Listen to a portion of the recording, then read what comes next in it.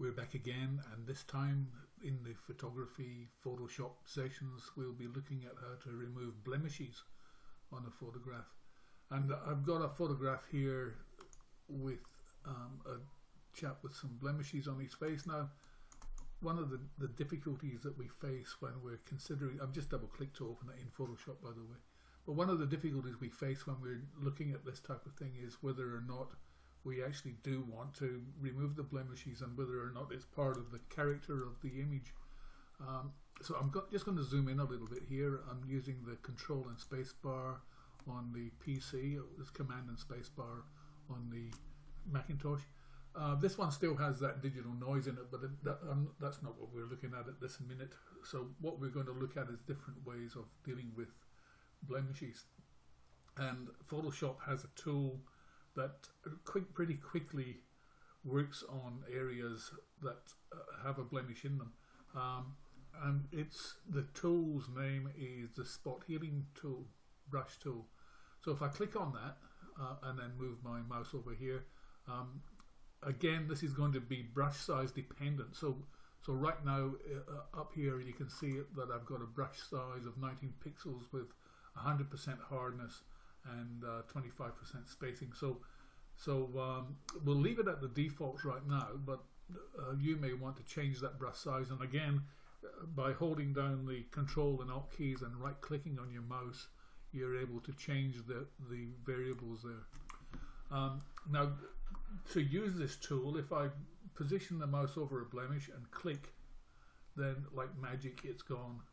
Again here, like magic it's gone. Again here, and you can see how easy that is to work now, but it's not always going to work. So you're going to find that you may need to make some corrections that are a bit beyond that. So let's see what happens if I work around here. You can see there that it's actually not doing anything because the blemish is so big that it's looking for information in the surrounding pixels, and if the surrounding pixels are similarly colored to this area here, then all it's going to do is virtually nothing. So I'll make my brush size a little bit bigger here. I've got the wrong keys held down there. So I'll just increase the brush size and just let's see what it does with the brush that's more the size, and you can see it starts to fix things up a bit there, and you could keep on clicking there and work that way. The other ways that you might want to work are, so I'm just going to revert to the saved here. So if I go to File, Revert, or hit the F12 key, as you can see there, then it brings back the original image. Now here I'm going to change my type of tool to the Clone Stamp tool, and this is another tool that you probably want to become familiar with, and that brush size is going to be rather large for this.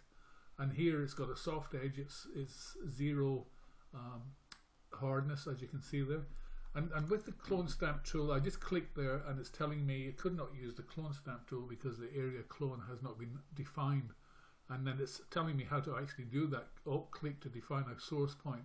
Now what this does is it allows you to choose an area on the image. So I'm going to hold down my Alt key and you can see the cursor change to a kind of target. If I click on that, then that's set the target, and now I move my mouse over an area where I can start to paint, and see the little crosshairs there, it's showing me where it's cloning the information from. So everything that's on that area will be copied exactly across to this area. So that, for example, I'll make a slightly bigger brush here, so I'll just hold down my Control and Alt keys and click to the right. If I, for example, hold down my Alt key and click on his eye as the source and then start painting down here, then it'll actually put another eye on his cheek, which looks a bit weird obviously, but you get the idea though with that. So that you're actually cloning whatever you've clicked on with the Alt key held down, and it's going to duplicate it wherever you start painting. Now that can be pretty handy when you're trying to fix, again I'll just hit the F12 key here and revert to the original. But this can be pretty handy when you're trying to fix up bigger areas, as I did just before there with this particular blemish, so that if the a spot healing brush isn't working, then that's an alternative, and one really worth getting used to, because the clone stamp tool is something that you probably find you're going to use a fair bit of the time.